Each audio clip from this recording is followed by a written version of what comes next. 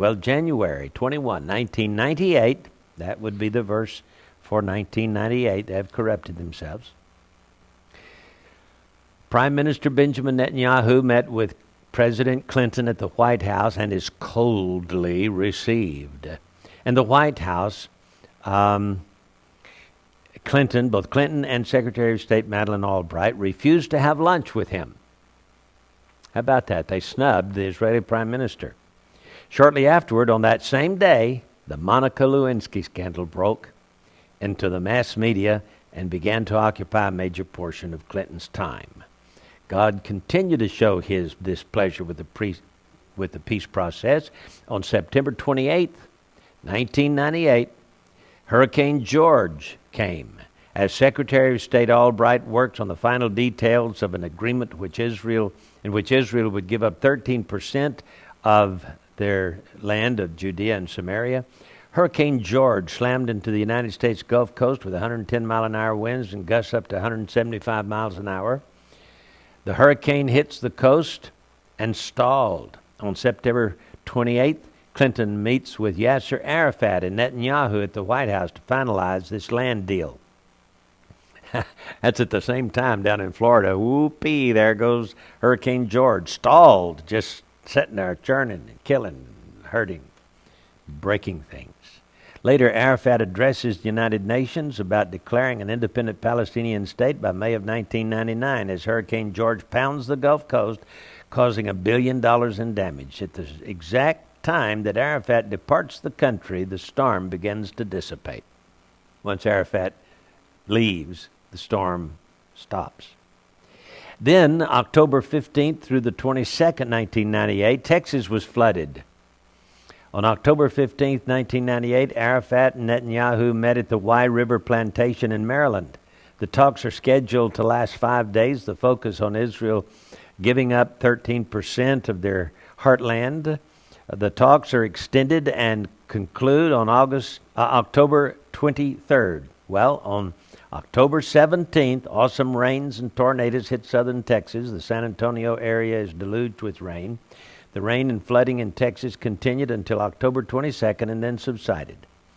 The floods ravaged 25% of Texas and left over $1 billion in damage. On October 21, Clinton declares the section of Texas a major disaster area. Then comes November 30th, 1998. This is the verse that says, "They have corrupted themselves. Their spot is not as the spot of his children. They are a perverse and crooked generation." So, November 30th, 1998, market capitulation evaporates. Arafat comes to Washington again to meet with President Clinton to raise money for the Palestinian state with Jerusalem as its capital. A total of 42 other nations are represented in Washington.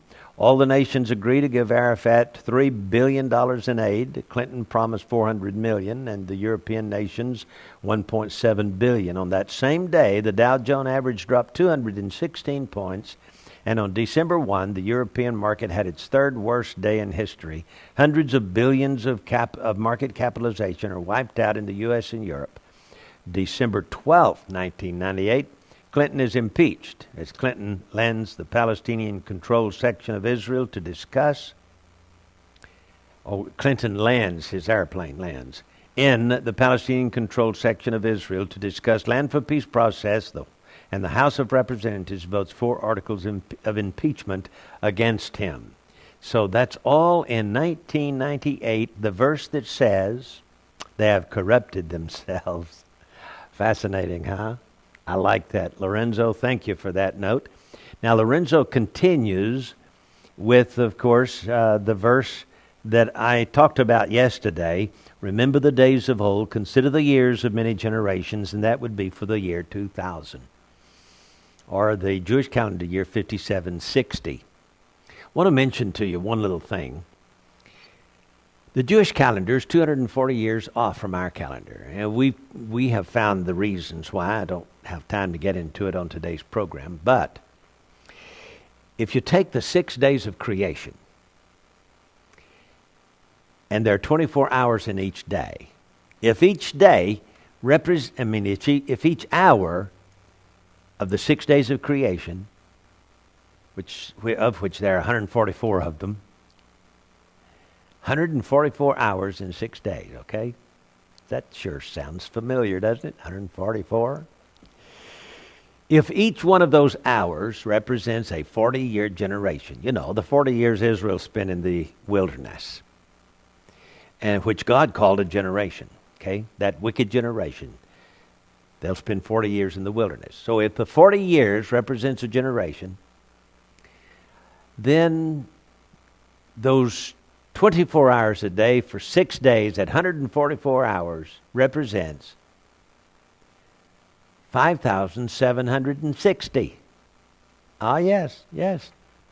Even though it's 6,000 years in our calendar, if you take the 6 days of creation and each of the 144 hours in that 6 days and multiply times 40, number of years in a generation, come up with 5,760 years. So the Jewish calendar, though wrong, okay, they lost 240 years, and I know where they lost them and why and how, but don't have time to get into that. Nevertheless, God recognizes that Jewish calendar evidently, and bingo, right there on that verse, the 5,760th verse, he talks about the year 2000. How those 6 days of creation represent 6,000 years. And we are in the Song of Moses. You may recall I have a book called Hidden Prophecies in the Song of Moses. So Moses had a lot of prophecies, especially when we get into this first stanza of the Song of Moses, this chapter 32. Listen to verse 1. Give ear, O ye heavens, and I will speak, and hear, O earth, the words of my mouth. Now, that's a powerful verse that opens the Song of Moses, but only the first stanza is here. The other 11 stanzas have been moved over to Psalms 90 to 100. Yeah, Psalms 90 to 100 are the rest of the Song of Moses. There are 12 tribes, and there are 12 verses to the Song of Moses. So, why is this first stanza of the Song of Moses over here under the law, when the other 11 stanzas are over here in the Psalms under grace? There's a reason for that. You see, this first verse, it says, give ear and hear. Well, this verse is dedicated to the tribe of Simeon, whose name means hearing. And God has said, hearing ye shall hear and shall not understand. In other words, God turned off their spiritual hearing. He just turned their hearing aid down, and they can't hear and understand spiritual things. And it was Simeon, their spiritual hearing, in the book of Genesis, that Joseph kept as a hostage and put in prison while his brothers went back home to tell their father the sad news that Simeon's in trouble. He's down there in Egypt, and he's in prison. And we've got to go back, and we've got to take our younger brother Benjamin with us. That's what the vice president of Egypt told us. I mean, this guy, he says, I want to see your younger brother. So, Simeon was incarcerated. In other words, this stanza in chapter 32 of Deuteronomy represents the incarceration of Israel as God turned off their spiritual hearing so that they could not understand what's going on.